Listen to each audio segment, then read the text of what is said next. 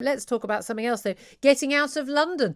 It's something that's been an ongoing criticism of all of the media. And I'm sitting here right now in an office in London Bridge overlooking the city of London. An awful lot of media very focused, not just in terms of where their offices are located, but also on all of the concerns of people who live in the capital city. Very different often from the concerns of people living most of the other rest of the country, whether they're living in rural areas, towns, villages, whether they're living in other our great cities of this country. Well, yesterday it was announced by Tim Davie, the new boss of the BBC, that flagship BBC shows, including the Today programme on Radio 4, PM on Radio 4 and Newsnight, will tour the regions as the corporation spends £700 million of your and my hard-earned money to try and shed its metropolitan image. We are seeing a bunch of job losses, 400 posts rebased, we're told, outside the capital, including 200 in news, and other jobs being created. But this is about, we're told, revolutionising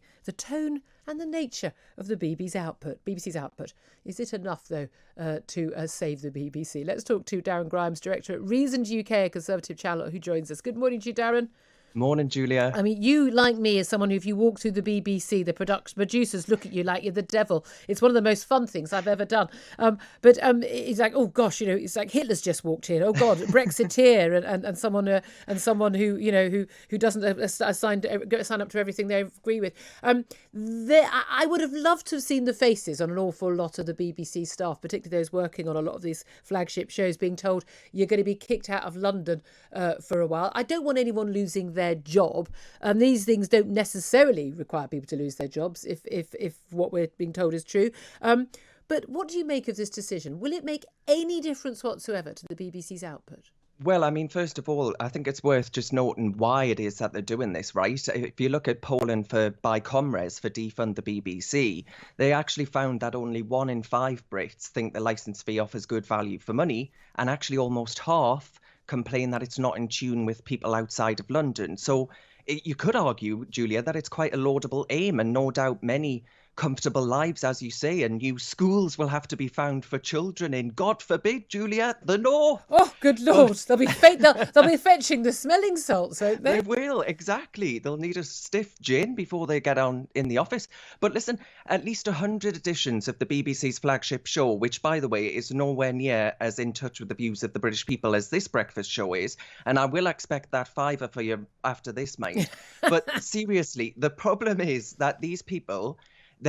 It's not the fact that it's all produced in London, right? This is I think, a distraction. This is tokenism.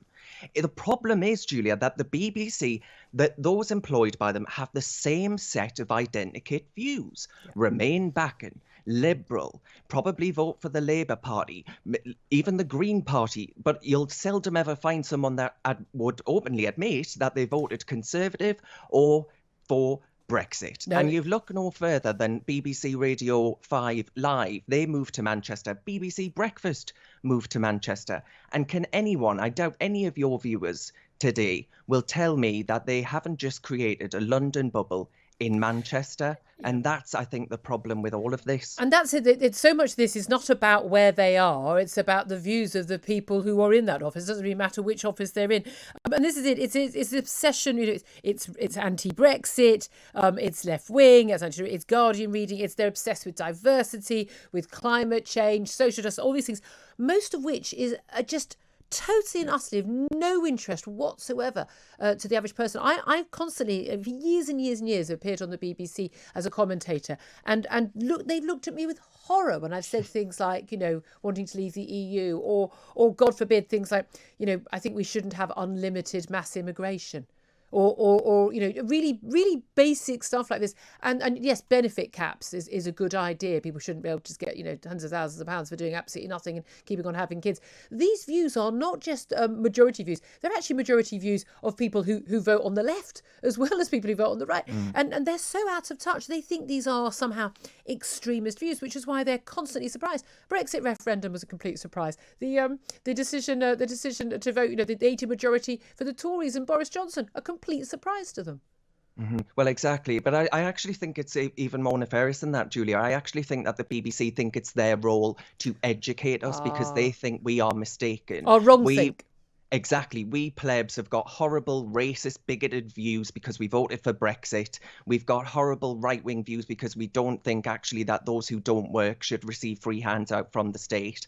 And actually, look no further. As I say, that BBC breakfast example I thought was brilliant, where Yeah. the hosts were openly mocking, sneering a minister of the Crown because he dared to fly our flag and hang a picture of the monarch, who is incredibly popular up and down the land. And you put it so good there, Julia, when you said that the BBC wax lyrical about diversity, when actually the only diversity problem that they've got at the BBC is the lack of diversity of thought, where they think that people who share our views, and no doubt everyone listening to you this morning, they think that we are mistaken and we need to be educated. I think it's Absolutely. about time that they decriminalise, the government decriminalise non-payment of the fee, and then change the law that says that you've got to pay the licence fee in order to watch or record non-BBC. All right. Darren, thank you very much. It's always good to talk to you. Darren Grimes, Director at Reasons UK, Conservative Channel.